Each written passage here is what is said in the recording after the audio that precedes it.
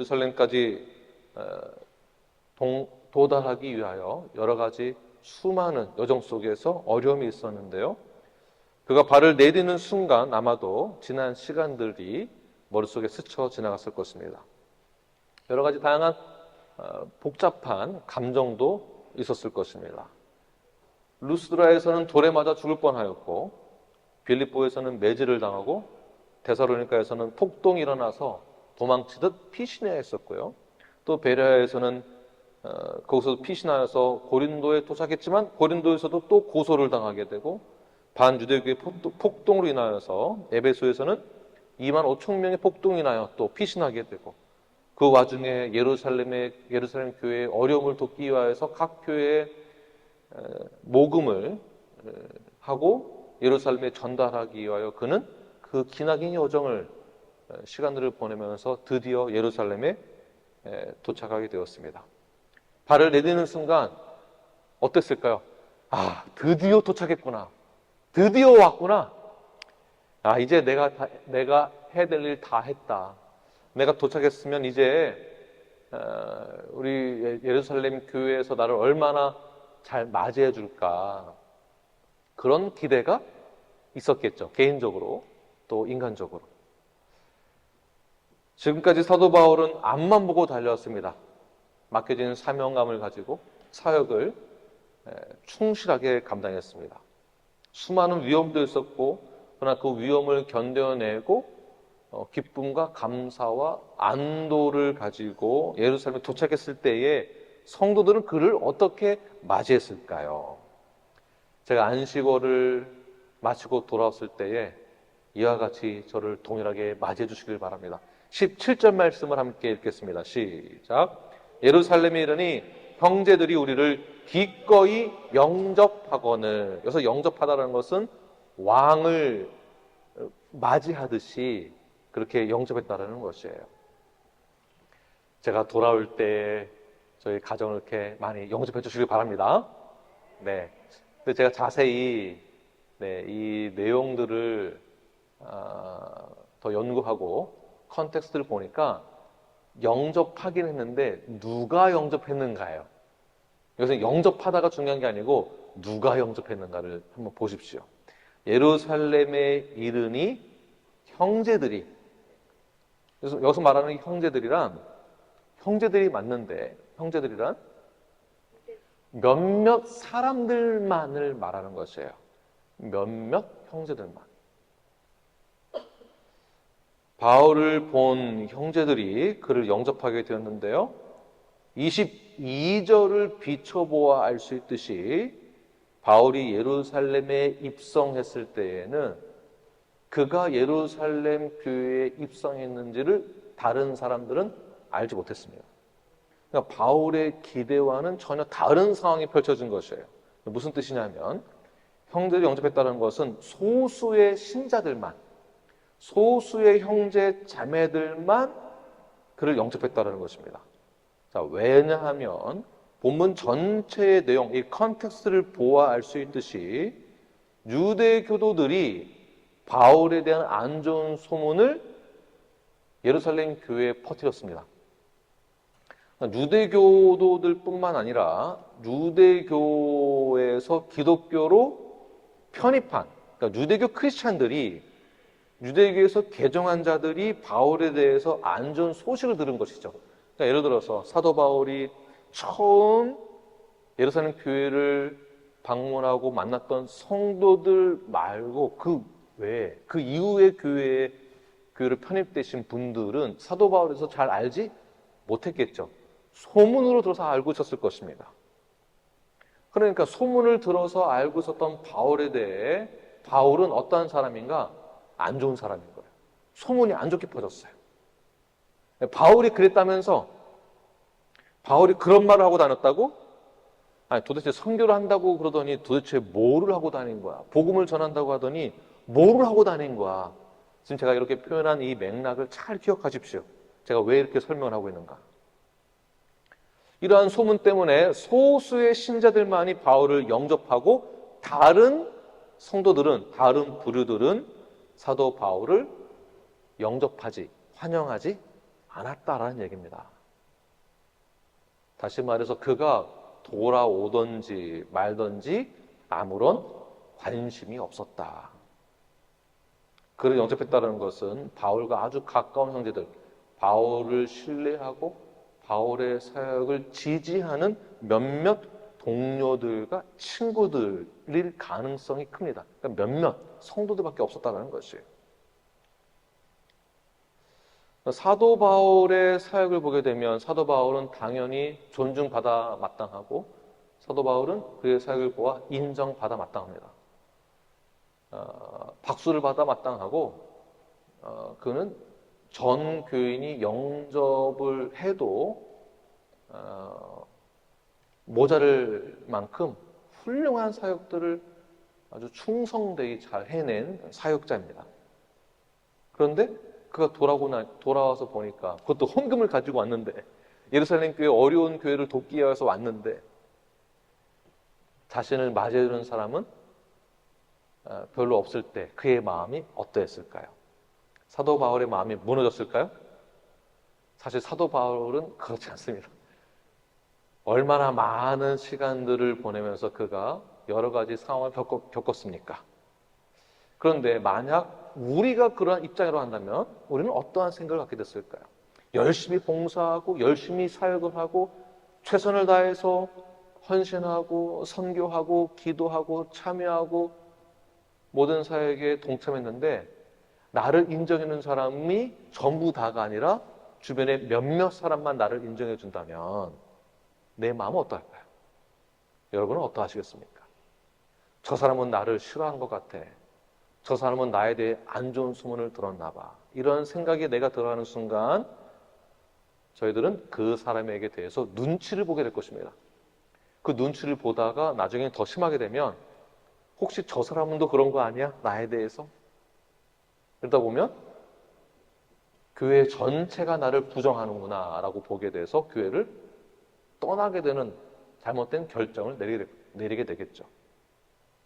개인적으로 사람은 모든 사람들로부터 인정을 받기를 원합니다. 그러나 현실은 모든 사람으로부터 인정을 받지 못한다는 그 사실 우리가 겪어보아 다 알고 계시죠? 그러므로 교회 안에서 우리가 인생을 살아가면서 신앙 여정 가운데에 우리에게 맡겨진 사역을 잘 감당할 때에 모두가 다 인정해 주지 않는다 할지라도 또는 100% 좋은 소문만 일어난다는 것은 없습니다. 우리 사이에서 그런 거 없습니다. 그렇지만 우리가 사람을 보고 사역을 하거나 사람을 보고 살아가는 건 아닙니다. 하나님을 바라보며 그 지상태의 명령에 준행하며 나아가는 자들입니다. 이것이 소명의식이며 사명감을 가진 자들이 갖고 있는 마음의 자세입니다. 그러므로 내가 본질적인 문제에 있어서 진리에 있어서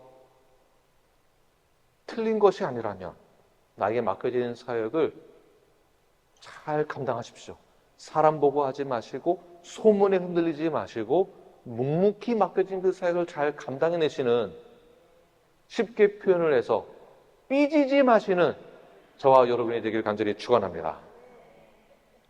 이렇게 사도 바울이 예루살렘 교회에 방문했을 때의 그 상황을 야고보가 다 보고 알고 있었어요. 바울과 다르게 조금 걱정을 했던 것 같아요. 바울을 견제하거나 바울을 비방하는 다른 그룹이 바울을 공격했을 때 교회에 여러 가지 문제가 생기면 어떨까라는 걱정이 야고보에게 있었던 것 같습니다. 18절과 19절 말씀을 함께 읽겠습니다. 시작. 그 이튿날 바울이 우리와 함께 야고보에게로 들어가니 장로들도 다 있더라. 바울이 무난하고 하나님이 자기의 사역으로 말미암아 이방 가운데서 하신 일을 낱낱이 말하니 베드로와 함께 존경받던 야고보였습니다. 그러니까 일반 사람들도 존경받을 만한 인물입니다. 역사학자 요세푸스에 의하면 유대인들도 그를 의인 야고보라고 할 정도로 이 야고보는 굉장히 의인이었습니다. 그 정도로 예루살렘 교회에서 야고보의 위치가 높았습니다. 그러니까 의인이라 불릴 만큼 그 정도로 복음을 전하는 것, 가르치는 것, 삶을 나타내는 것에 있어서 모든 부분에 있어서 존경받는 자가 야고보였고 예루살렘 교회가 그랬다라는 것이에요. 자, 이것이 바로 교회 바깥에서의 예루살렘 교회를 바라보는 시선, 교회 바깥에서 야고보를 바라보는 시선이었습니다. 그러나 교회 내부에서는 어떠했을까요? 예루살렘 교회는 크게 부흥을 하고 있었습니다. 그리고 훌륭한 존경받는 리더들이 많이 있었습니다. 그래서 장로들이 많이 있었다고 하는데, 브루스 그리고 롱네커 학자에 의하면 예루살렘 교회의 장로들의 수가 사내들인 공회의 숫자와 똑같았다. 70에서 72명 정도로 장로들이 많았다는 것이에요. 교회. 그만큼 리더가 많았다는 것은 교회가 부흥을 했다는 뜻이겠죠. 어마어마한 숫자입니다. 그만큼 사역이 많았다는 얘기이고요. 그만큼 교회가 부흥을 했다. 그런데 교회 안에는 외부에서 보는 것과 달리 어떠한 문제가 있었는가? 21절 말씀을 보겠습니다. 시작. 내가 이방에 있는 모든 유대인들을 가르치되 모세를 배반하고 아들들에게 할례를 행하지 말고 또 관습을 지키지 말라 한다 함을 그들이 들었도다. 그러니까 사도 바울이 야고보를 만나서 그가 사도 바울이 했던 사역들을 낱낱이 다 보고를 했는데 바울에게 해주는 말 잘 들어보세요. 사도 바울. 주변에서는 당신을 어떻게 보고 있느냐 하면 선교지 가는 데마다 복음을 전하는 데마다 설교를 하고 가르치는 곳마다 당신이 뭐라고 가르쳤습니까? 모세를 배반했고 할례를 행하지 말라고 가르치고 관습을 지키지 말라고 하지 않았습니까? 그 말 때문에 교회 안의 성도들이 당신을 비방하고 있습니다. 그러니까 이러한 씨앗을 누가 심어줬는가? 유대인들이 심어주었고 그로 인해서 아직 영적으로 어린아이 수준에 머무르는 성도들의 마음이 흔들렸다는 것이에요. 제가 좀 표현을 흔들렸다고 했는데 성경을 잘 모르니까 잘못된 해석을 했다는 것입니다. 예루살렘 교회는 당시 초대교회에서 유대교에서 그러니까 기독교로 개종한 점점 그런 개종한 자들이 늘어나고 있는 추세였습니다. 그러니까 복음이 확장되어지고 있는 추세. 점점 복음화율이 점점 높아져 가고 있는 추세에 있을 때에 성도 수는 늘어나고 교회는 증가하는데 성도들의 영적 수준, 성도들의 성경적 수준, 성도들의 신학적인 수준은 아직 베이비 수준에 머물러 있었던 것이었고요. 그 당시 상황으로 보자면 구약 시대에서 신약의 시대로 전환되는 그 시점 가운데에서 그러니까 교체되는 그 시점 가운데서 아직 복음에 대해 이해를 잘하지 못하고 있는 수준이었다고 볼 수가 있습니다. 그러니까 전통적으로 지켜오던 유대교적 사상과 그 전통을 가지고 성경을 접목시킨 거예요. 그러니까 성경 반, 우리가 해오던 거 전통 반, 반반. 그러니까 지금까지 구약적 사고방식으로 살다가 그러한 전통과 의식이 남아있는 상태에서 신약의 시대로 넘어왔는데 이게 하루아침에 바뀌지 않는 것이죠. 전통적인 것이. 아직 구약의 율법과 신약의 복음의 관계에 대한 확고한 신학적인 정립이 이루어지지 않은 상태였기 때문에 사도 바울의 메시지, 사도 바울의 사역을 이해하지 못함으로 인한 교회의 분열이 일어날 것 같은 불안한 마음이 야고보에게 있었다라는 것입니다. 그러니까 구약의 일부를 수용하는 동시에 인본주의도 수용하고 유대교가 예수가 메시아임을 거부하고 자기 율법을 실행하는 것을 가지고 교회 안에 들어왔다라는 것. 유대교적 전통을 지키는 크리스찬, 애매모호한 상태. 이러한 상태가 과거에 한국 교회도 있었었죠. 가장 큰 이슈가 무엇이 있었습니까? 제사 문제. 요즘에 많이 좀 정립이 돼서 이런 이슈가 이제 일어나지 않지만 저희 아버지 세대 때에 이 문제가 가장 심했습니다. 제사를 지내냐 마느냐 이 문제로 형제들이 싸우고 가족이 분열이 일어나고 교회가 싸우고. 저도 어릴 때 기억이 납니다. 제가 초등학교 때로 제가 기억이 나는데 이 문제가 얼마나 사회적 이슈까지 일어나게 되고 전체 교계가 이 문제로 아주 혼란스러웠습니다. 그럼 조상을 그러면 버리라는 얘기냐? 그런 건 아닌데 너무 또 극단적으로 또 이제 미신이다 또 이렇게 기타 등등. 이제는 신학적인 정립이 됐기 때문에 더 이상 이런 이슈로 교회 안에 문제는 일어나지 않지만 이와 동일하게 유대교와 기독교 이 개종하던 그 당시에 전통적인 의식의 문제에 있어서 어려움이 있었다는 것을 기억해 보십시오. 첫 번째, 어떤 문제가 있었냐면 모세를 배반하고 이런 오해를 그들이 했습니다. 모세를 배반하고 21절. 내가 이방에 있는 모든 유대인을 가르치되 모세를 배반했다. 복음은 율법, 구약 이걸 무시해라, 거부해라라는 것은 아니죠. 율법을 폐기해라. 율법 폐기론주의의 입장에 있어서도 안 됩니다. 복음은 오히려 구약의 모든 율법을 성취하고 신약에서는 더 확장되어집니다. 신약에서 말하는 법은 사실은 더 강합니다. 더 지키기 어려워요. 신약에서 말하는 그 법은 내가 더 지키기 어려운 법을 제시함으로 내가 죄인임을 깨닫게 해줍니다. 마음으로 짓는 죄, 생각으로 짓는 죄는 어떻게 할 것이냐.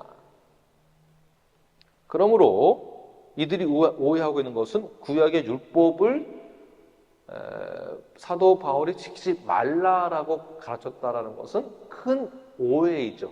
이런 오해를 유대인들이 심어줬을 가능성이 크고, 두 번째는 유대교적 전통 방식을 그대로 흡수한 경우이기 때문에 이런 오해를 하게 됩니다. 두 번째는 할례에 관련된 오해인데요. 할례를 행하지 말아라. 할례를 무조건 반대하는 것은 아니죠. 그러나 더 중요한 것이 있습니다. 어떤 할례가 중요한 것입니까? 마음의 할례가 중요한 것이죠. 그러니까 할례의 정신, 율법의 정신, 이것이 중요한 것이지 사도 바울이 할례를 하지 말아라 라고 하지 않았다는 것입니다. 세 번째, 관습을 지키지 말라. 관습. 21절 다시 보시게 되면 또 관습을 지키지 말라 한다 함을 그들이 들었다라고 오해를 하고 있는데, 유대인들에게 있어서 관습과 전통 의식은 굉장히 중요한 것입니다. 우리가 과거에 그러했듯이.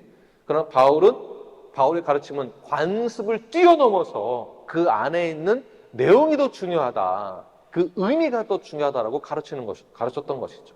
이렇게 크게 세 가지 부분에 있어서 예루살렘 성도들이 또는 믿지 않는 유대인들이 예루살렘에 있는 성도들의 마음을 다 뒤집어 놓았습니다. 바울에 대해서 오해하게 했습니다. 오해하게 만든 사도 바울의 가르침을 꽈서 트위거를 해서 오해하게 만들고 거부하게 만들었습니다. 외부의 공격과 내부 안에서의 갈등, 이러한 구조는 여전히 오늘날에도 존재합니다. 우리 눌라이프 교회가 성경적 건강한 교회로 전환하기 위하여 실행했던 9가지 성경적인 특징들을 실행하고 됐을 때에 제가 겪었던 여러 가지 어려움들이 참 많이 있었습니다. 개인적으로. 교회에 전통적으로 해오던 그런 의식들이나 방식들을 바꾼다는 것은 굉장히 힘이 듭니다. 그래서 천천히 바꿔가야 하는 것은 맞지만, 그러나 비성경적인 것은 천천히 바꾸는 것이 아니라 바꿔야 하는 것이죠. 그러나 그것을 아직 인식하지 못하는 그러한 단계, 신학적인 것과 우리 교회의 전통의 그 사이에서 무엇이 옳은지 그른지를 잘 분별하지 못하던 그러한 상태가 저희 교회에 있었고, 그 속에서 성경적인 교회로 전환하고자 하는 저 개인적인 어떠한 그 노력 가운데에 저 역시 많은 비난을 여러분들로부터 받은 적이 있었습니다. 손들지 마십시오. 한 분만이 아닙니다. 그러한 과정을 다 겪는 것입니다. 그렇다고 해서 교회 멤버십을 실행을 할 때 칼같이 한 번 했던 것은 아닙니다. 멤버십에 대한 이해를, 멤버십에 대한 성경적인 것을 지속적으로 몇 년 동안 가르쳤었고, 그러나 해서 8년이 지난 뒤 드디어 교회 멤버십 리뉴얼을 하게 된 것입니다. 멤버십 리뉴얼을 강조했던 것은 사실은 8년 전이 아니라 10년 더 전입니다. 저의 주장. 교회는 one body, one worship, one assembly worship service가 되어야 된다라는 주장을 저 역시 오래전부터 했었습니다. 그러나 전통적으로 한국교회가 해오던, 실행했던 방법들은 다양하게 있었습니다.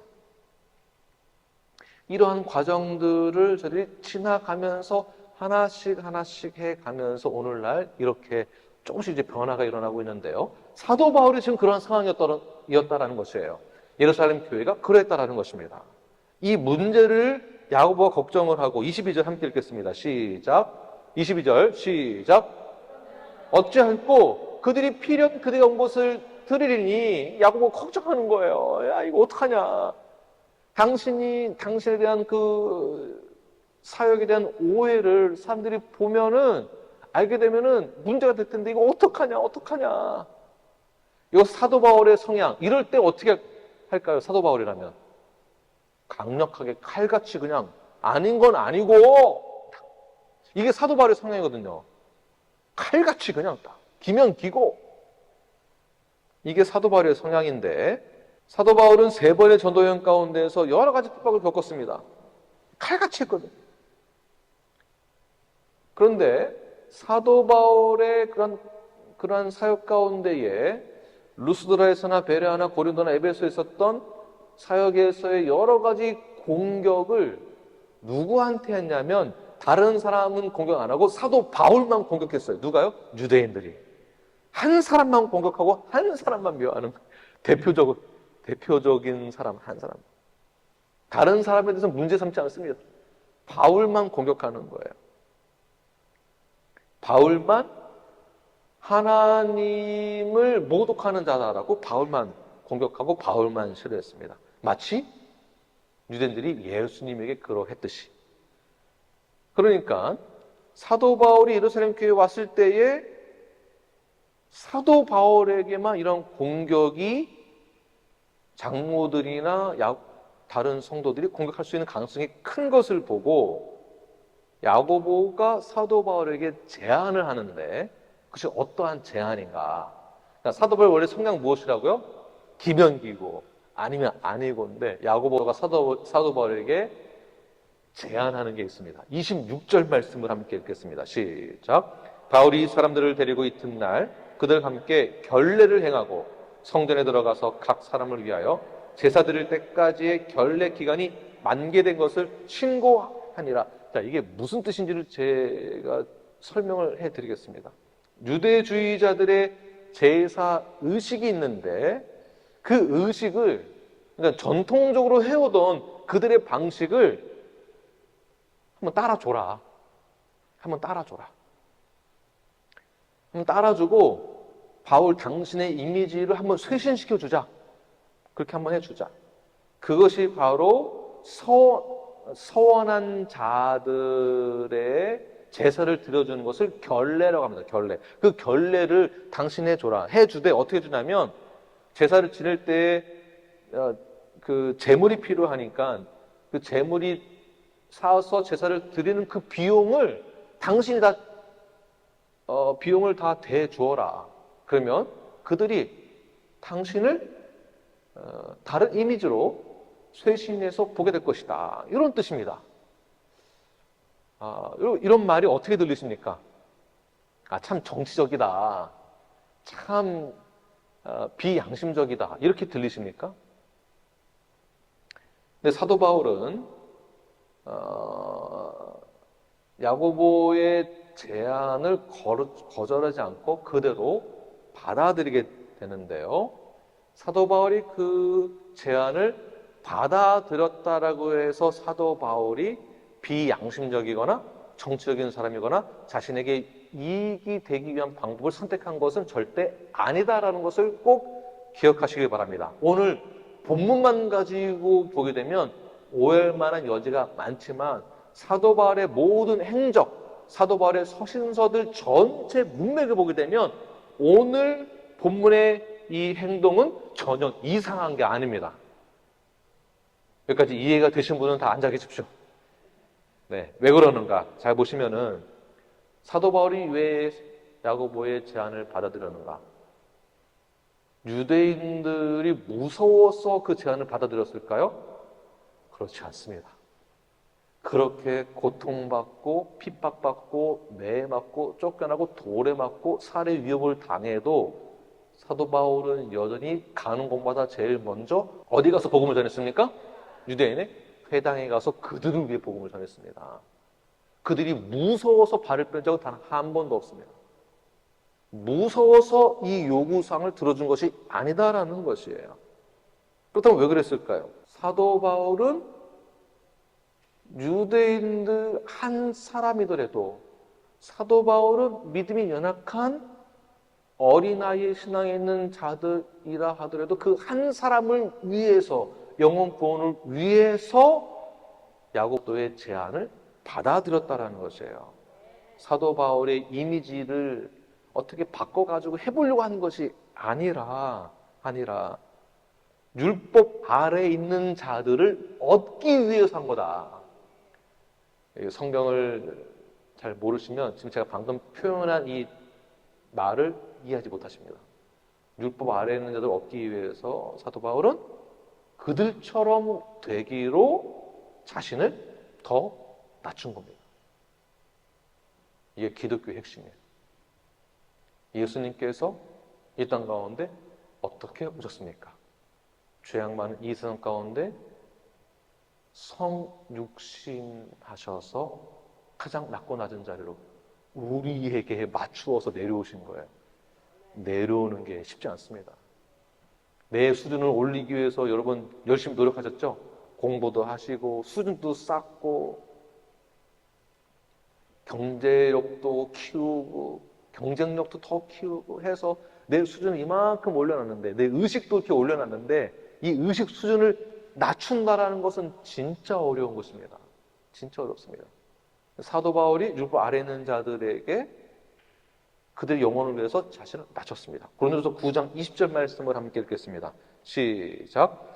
유대인들에게 내가 유대인과 같이 된 것은 유대인들을 얻고자 하며 율법 아래에 있는 자들에게는 내가 율법 아래에 있지 아니하나 율법 아래에 있는 자 같이 된 것은 율법 아래에 있는 자들을 얻고자 하며. 어릴 때에는 이 말씀이 도무지 이해가 안 됐어요.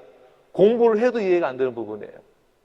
근데 우리가 건강한 교회로 자라나고 전환되는 시점 가운데에서 이런 부분이 꼭 걸렸거든요. 꼭 걸렸거든요. 우리 모두가 다 율법 아래에 있었다는 것을 여러분 인정하십니까?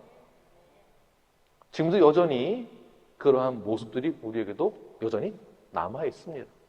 그러나 나만 그런 것이 아니라 상대방도 그런 것이거든요. 상대방을 바라볼 때에 야, 나는 지금 현재 잘하고 있고 당신은 못하고 있어. 그러니까 당신은 안 돼. 가 아니라 어떻게 되는 것이죠? 이웃을 위해서 나도 낮추는 거예요. 왜? 그의 영혼 구원을 위해서죠. 영혼 구원을 위해서. 그를 얻고자 함으로. 두 번째는 믿음이 약한 자들을 위한 신앙적 배려입니다. 그를 얻고자 하는 것도 있지만 믿음이 연약한 자들을 위한 신앙적 배려 때문에 사도 바울은 야고보의 제안을 받아들인 것입니다. 보십시오. 2차 선교 여행 때 디모데에게 사도 바울이 어떻게 했습니까? 유대인으로 말미암아 그러니까 유대인들의 시선 때문에 어쩔 수 없이 그런 것이 아니라 그들을 위해서 디모데에게 어떻게 했습니까? 할례를 해야죠. 안 해도 되거든요. 근데 해도 우리는 그 안에 자유가 있는 것입니다.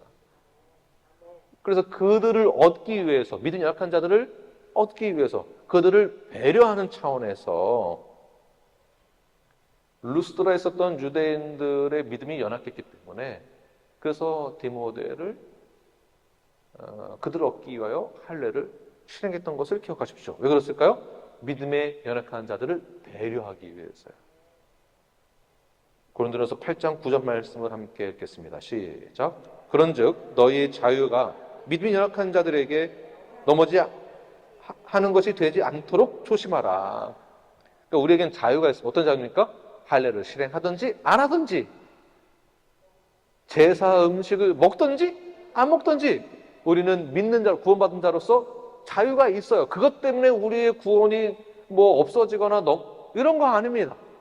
자유가 있으나 그러나 믿음이 연약한 자들 때문에 제사 음식을 먹음으로 인해서 믿음이 연약한 자들이 상처를 받는다거나 실족한다면 우리가 그 제사 음식 안 먹을 수 있는 자유도 있다. 왜? 그들을 얻기 위해서, 그들의 연약한 믿음의 배려 차원에서. 그러므로 왜 한대요? 이런 식으로 고집 부리지 마십시오. 왜 그렇게 해야 돼요? 라고 고집 부리지 마십시오. 우리는 한 영혼에도 얻기 위하여서 우리 이웃을 배려를 해야 합니다. 사도 바울은 성격이 매우 강직한 사도였죠. 타협이 없습니다. 진리에 대해서는 타협이 없습니다. 한 번 한다면 하는 사람입니다. 아주 칼 같은 면이 있습니다. 정확하고 완벽주의자입니다. 이런 사람이 주변에 있으면은 우리가 얼마나 피곤할까요? 피곤하겠죠. 그러나 사도 바울이 상대방을 피곤하게만 했을까요? 그렇지 않다라는 것이에요. 사도 바울 역시 아주 강직하고 칼 같은 면이 있었지만, 그러나 이웃에게 향하여서 어땠습니까? 부드럽고 배려의 마음. 다시 말해서 칼 같고 확실한 것은 진리에 있어서는 우리가 확실해야 되는 거예요. 여기는 흔들리지 않는 것이죠. 그러나 우리가 이웃을 얻기 위해서는 사랑의 배려로 너그럽게. 자, 이러한 사랑의 배려, 이러한 너그러움은 어디에서부터 나오는가?